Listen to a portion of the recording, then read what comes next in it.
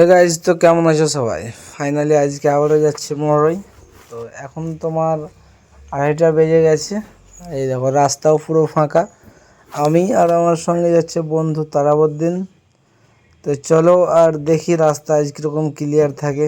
আগের দিন তো অনেক ভিড় ছিল, দেখিয়েছিলাম। তো আজকে চলো। এই দেখো গাড়ি কিভাবে পার হচ্ছে দেখছো রাস্তাতে। রাস্তাতে অনেক ঝামেলা, রাস্তাতে বাইর হওয়া মানে অনেক ঝামেলার ব্যাপার। এদিকে গাড়ি তো ওদিকে বাড়ি। এটা হচ্ছে আমাদের রূপরামপুর মোড়। এখানে আগে অনেক ঝামেলা ছিল, এখন ক্লিয়ার হয়ে গেছে। আর এই দেখো সামনে আমাদের দুটো এখন ফুঁকার হয়ে গেছে। ওইটা নতুন হয়েছে আর এটা আগে ছিল।